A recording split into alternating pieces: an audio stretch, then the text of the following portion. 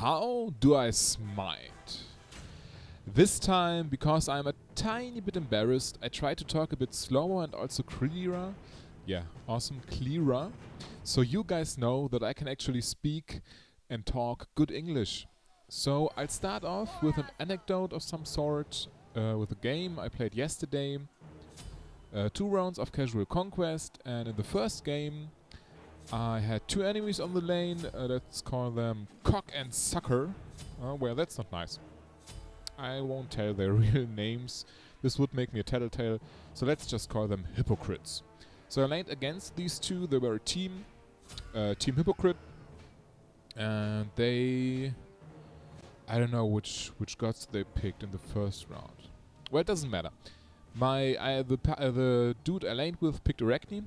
I was Freya, and we destroyed them.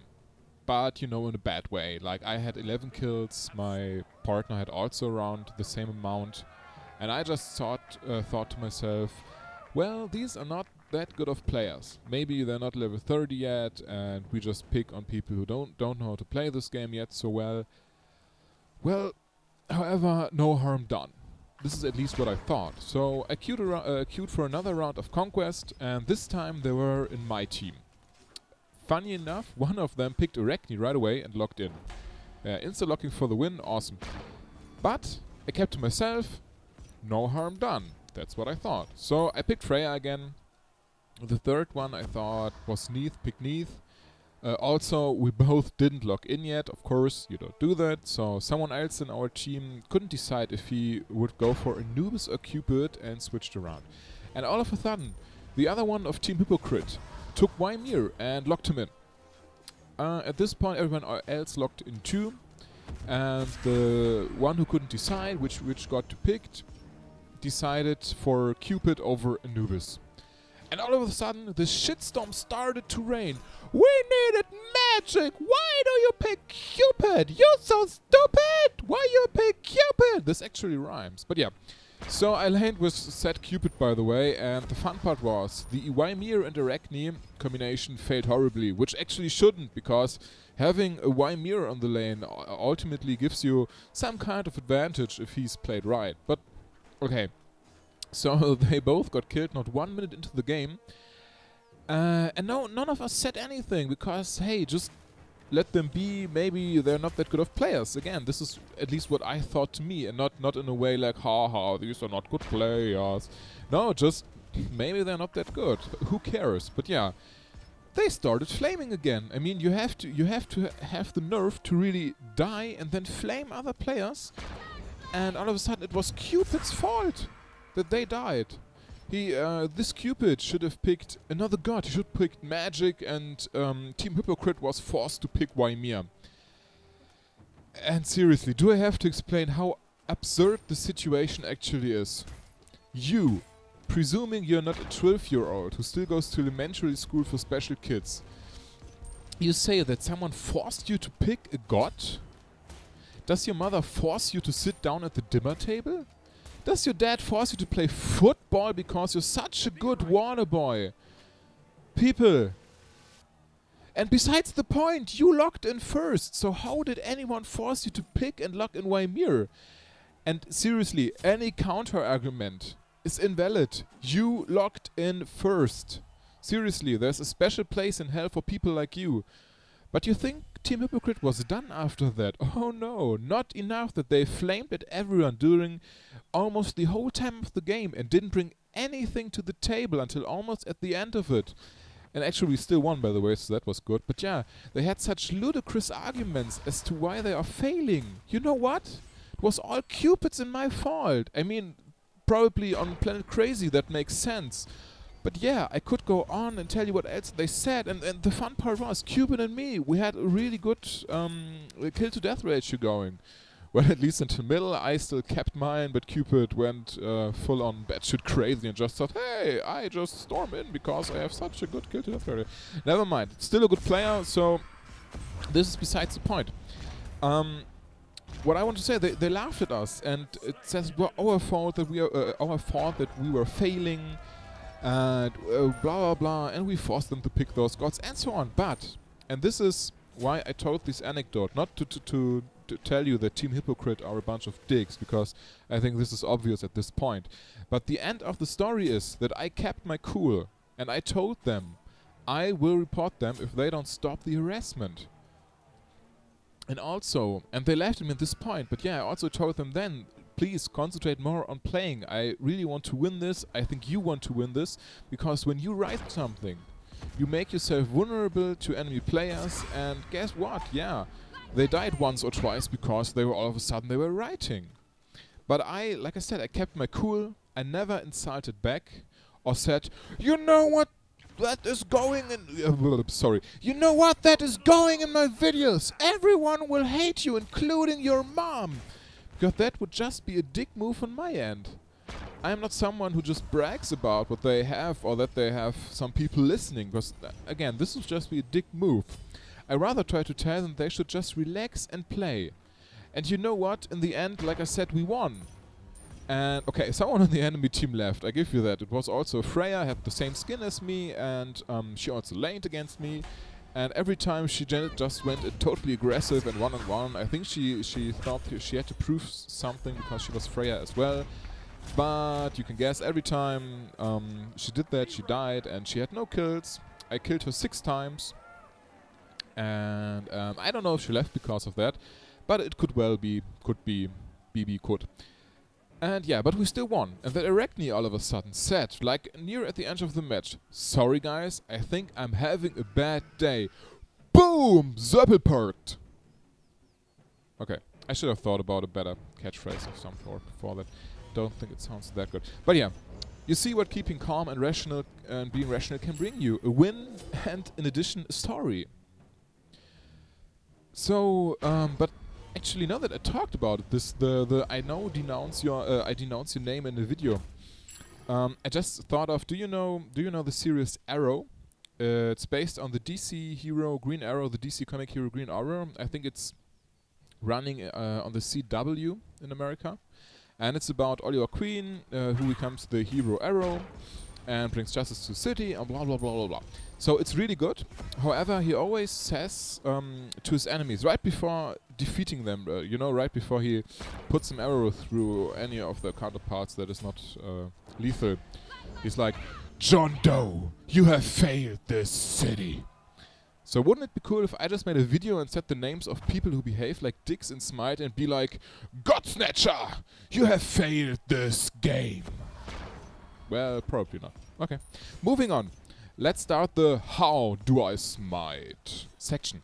So again, this is more general knowledge, and I just try to bring in my 2 cents with little variety, and what you should think about when picking a god, being in game, how to pick what, and so on. Let's take the match I just told you about. I guess this is the best way because I still have it in my mind hole. So we had an Arachne, Cupid, Freya, Neith, and Waimir.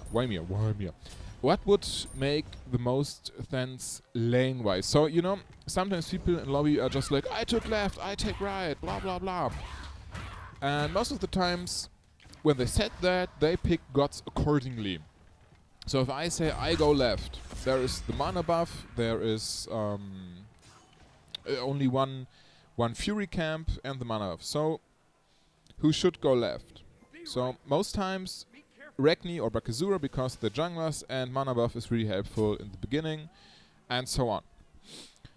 So if you call your lane at the beginning, make sure that you actually need that lane because of the buff camps, because anything else. Because I once had a game where I picked Arachne, I think the dude lane was picked Zobek, and the other 2 guys picked Odin and Thor. And I called left lane. I said, hey, we're going left because Arachne, blah blah blah, mana buff. And these guys are just like, we don't care, we always pick left. We always win when we go left. Needless to say, they actually lost the left lane, those assholes. But yeah, so they kept on left lane. Also, we went there first, they still went left lane, and we had to go right, and so on. It was all a mess. But yeah, again, don't be dicks in games. Doesn't matter the game, just don't be a dick. But also, if you pick a lane, see to it that you don't ruin the lane, or that you don't snatch the lane from someone else who actually needed it more, because in the end this could be a reason why you lose, because someone who needed the lane more, who could have profited from it more, just didn't get it because you said, oh, I always win on left lane, and then fail horribly like the little bastard you are. But yeah, so sorry, let's look at the game we had. What would make the most sense lane-wise with these 5 gods? So Arachne and Waimir, I think, are good, but yeah, let's be honest, Waimir is almost good with everyone because he's a tank. But Arachne is a jungler, and the best place to start for jungler, I don't really know if it's only in my opinion, but I think this is common knowledge, it's left lane.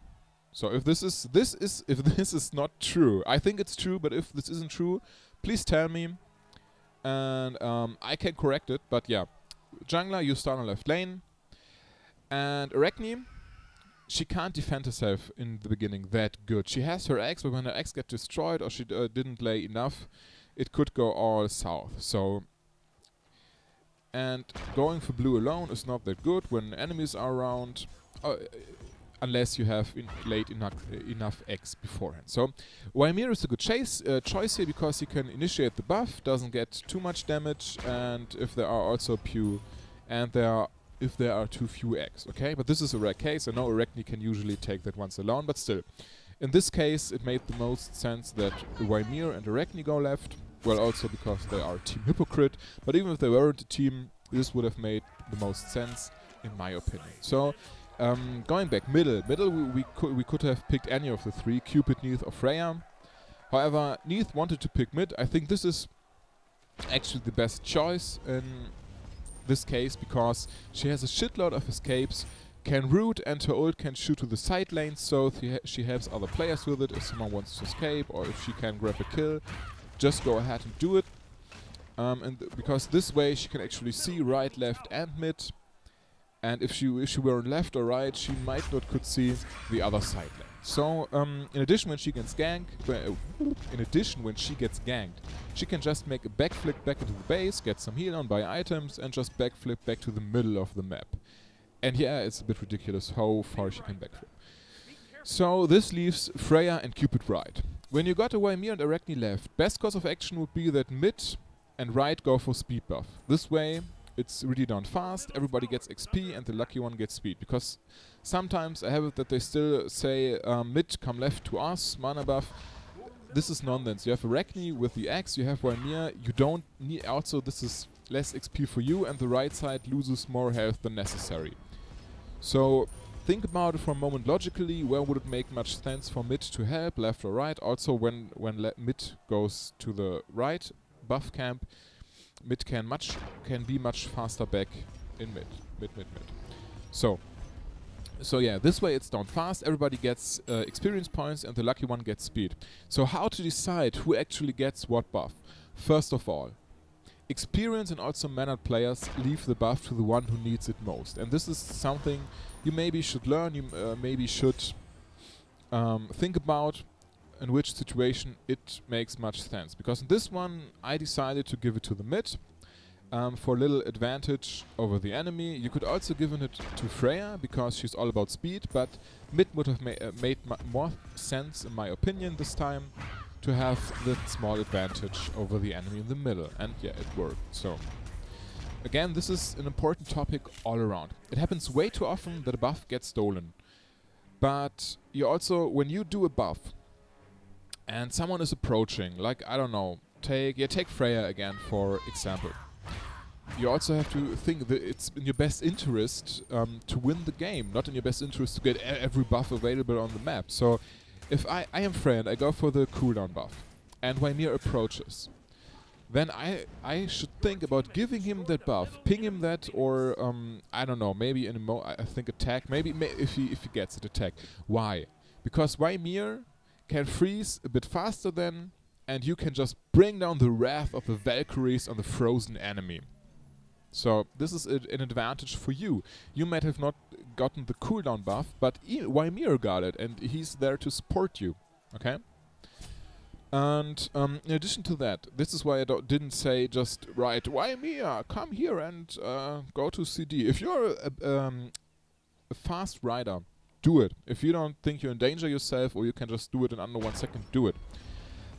Other than that, it is way more wise to use the in-game emotes. Try to remember them. Not all of them, of course, but the most important ones, like VFF or better VF123, depending on your lane. So with the 123, people actually know where on which lane the enemy is missing, because if I'm on the left lane and someone says enemy is missing, I don't necessarily look at chat, I just hear it, and maybe now mid is missing or one on the right is missing. So try to use 123 depending on the lane you are on. Also, you can try to, if you know where the enemy is going, try to combine it with VI123. If enemies are incoming and your allies can't see it, this is a huge advantage because they know when to retreat. Also, this is one, VR123. That can you do as a third one, just because you know, okay, there are two going right now, so just say VF2, VI3, VR3. And this way they know, oh shit, enemies are incoming, we have to go back, this could all go down south really quickly. And also, and this is also really crucial, especially when engaging the enemy and you have low HP, tell them when you go back. Your allies can't always see when you go back and don't see how much HP you have left, so they count on you. And sometimes this falls back on you because they think you abandoned them and they die and they blame you for it because you just went back to buy some nice items, and no matter what you say, they won't believe you. So use VVB, be right back, so they can actually see you are going back and maybe even glance at your P for a second so they see, okay, this dude has no HP left. He should go back. And depending on your god, it's not that wise to just go back when you don't have any mana left, because you could still auto-attack. You know? You could still auto-attack. So yeah. But engaging the enemy is another point I wanted to talk about. When you are engaging, and let's say it's like let's say it's 4 versus 4 on one of the side lanes. One god is dead on every team because they fought it out in the middle and both died. Yeah, this happens sometimes. So, let's say there is Ymir, Regni, Freya, and Neith fighting against other 4. Not that much important which the other gods are, but how do you fight? In which composition do you fight? Neith, for example, is simple. She stays in range and tries to hit. But what about a Regni? Especially in endgame, she's really, really squishy, depending on the enemy gods and how you skilled her. So with Regni, you also try to keep your distance and pick someone out with your ult. If I were to break it down, in line you'd first see Ymir, then Regni, then Freya, then Neith. So Freya has the advantage of also being able to switch to range. This way you can keep casualties at a minimum. So don't be aggressive and wait for the enemy to make a mistake to charge in first and so on. But if you see both parties just stand there and play, I can taunt better than you, herder, just break it off and go to another side to farm or push. But watch out if they follow you. So I don't mean that all of you just run in, but only some of you. So again, watch out if they follow you, and if they do, your team should be so wise to follow as well. Then you can engage. But again, remember, Ymir can hold out the most, especially in endgame. So if you're a Regni, don't charge in, it won't end well. And for all the players out there who just stand back and watch, don't do that. Don't just stand back and pick kills off when you see it is safe for you to go. When your team engages, even if it's dump, you engage with them. They might not have the biggest of chances, but at least they have a bit more when every single one engages. Also, when someone is running away from one or more enemies, you do your best to help them. Don't just stand there and think to yourself, he is dead anyway. Of course, when your whole team is dead and you two just stand there and you just two are standing, and this genius thought overextending is the way to go and runs into the other team. Stay back and defend the shit out of your base. But when you have the ability to help, then it's your obligation to do so. Don't let other players die because they don't play as good as you, because they flamed you or anything in that direction. Because you falsely link that to your honor or your talent or anything. There is no such thing. Smite is a team-based game. If someone on your team dies, it hurts your whole team. Also, if all main enemies are at Fire Giant and someone who is dead is pinging the hell out of it and spamming the emote over and over again, defend the Fire Giant, don't just run in. Go near it at best and see if you can do anything. If you have a ranged ult like Ra or Freya, you can try your luck. But be careful. Don't run in. Check the situation if you can. Check if someone is defending, if they're all there, and so on. And if your team is there and you see there is a chance you could do it, then engage. Same goes for the Fury, of course. And also just do the Fire Giant when it is safe to do so. So if you have a good Arachne or Freya, for example, in your team, they can do that mofo alone.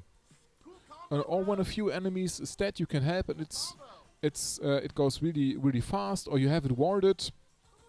And under no circumstance, and this is really important, you run in when having one or more enemies behind you and somebody's already at this Fire Giant. And also don't think to yourself, oh, I could do the Gold Fury, now that everyone is at Fire Giant. The Gold Fury does not exist when 2 or less allies fight the Fire Giant. You make damn sure that you see your enemy on the lane and that your enemy doesn't charge to the Fire Giant. When he does, you scream the hell, you abuse these emotes like an unconscious possum. This way you uphold the illusion that everyone is on the lane, so never run in at Fire Giant or Gold Fury for that matter when allies are already there. And they are not in danger of getting overrun. This way, when the enemy sees, okay, there are 3 on lane, so the other 2 might be jungling.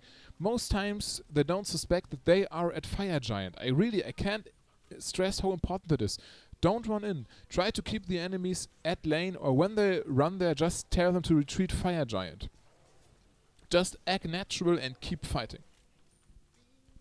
Because, seriously, it happens so often that when I decide to do Fire Giant, because most of the times I play Arachne or Freya, and I can solo that giant fire pussy, that someone in the middle is just like, oh, okay, I come help, and this is total BS. Don't do it. Because more often than not, it happens, and all of a sudden, then 2 or 3 enemies show up, because they, for one moment, they saw, like, Odin, or they saw a god in the middle, and then all of a sudden, they don't anymore, and they guess, okay, they must be at Fire Giant. So when you do this, you're an idiot. Seriously. You can never get out of it. When you do this, you're an idiot, and you always will be an idiot. So don't do it. There might be ways to redeem yourself. But yeah, don't do it. Yeah, I think that is all for today. Again, I don't want to max out the attention span. I think this has gone long enough already. Thank you for watching. Don't forget to subscribe to my channel for more videos. There will be more videos to come. Also, you can find an interview with the one and only HI-REZ board on my channel. I just did it a few days ago. And I think that is about Mothership. You have failed this game. Nah, I'm just kidding. And if this player with the name Mothership exists, my sincerest apologies to you, sir. You're probably one of the best and nicest players out there. So, have a good one, all of you. Until next time.